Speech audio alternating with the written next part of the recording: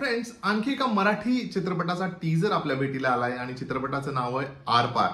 मी हा टीजर पाहिला आणि मला कसं वाटलं तेच तुम्हाला ह्या व्हिडिओमध्ये सांगणार आहे। पटापट चॅनलला सबस्क्राइब करा। चला तर लगेच सुरू करूया।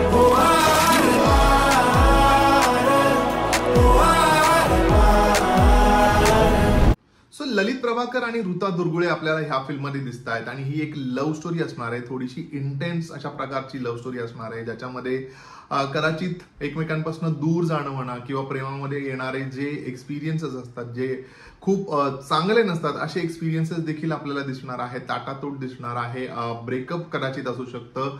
मला वाटतं ह्या दोघांव्यतिरिक्त आणखी या फिल्म मध्ये कॅरेक्टर असणार आहे। जितेंद्र जोशी कदाचित या फिल्म मध्ये असू शकतात असं माझ्या म्हणजे मी कुठेतरी वाचलं होतं आणि मला वाटतं ट्रेलर मध्ये कदाचित आपल्याला जितेंद्र जोशीची ही झलक पाहायला मिळेल।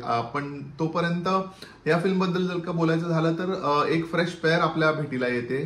त्या व्यतिरिक्त गुलराज सिंगचं म्युझिक मला वाटतं ह्या फिल्मचं एक अतिशय जमेची बाजू असणार आहे, कारण गुलराज सिंग हा ज्या प्रकारचं म्युझिक मराठी इंडस्ट्रीमध्ये करतोय खरंच यार खूप वेगळ्या प्रकारचं, खूप वेगळ्या फ्लेवरचं म्युझिक, एक वेगळा साऊंड तो घेऊन येतो आणि त्यामुळेच मला त्याचं नाव म्युझिकसाठी बघून खूप जास्त छान वाटलं आणि आय एम लुकिंग फॉरवर्ड ह्या फिल्मसाठी सुद्धा। बट यार ही फिल्म सुद्धा 12 सप्टेंबरलाच रिलीज होणार आहे, ज्या दिवशी एक अतिशय प्रॉमिसिंग फिल्म रिलीज होते दशावतार।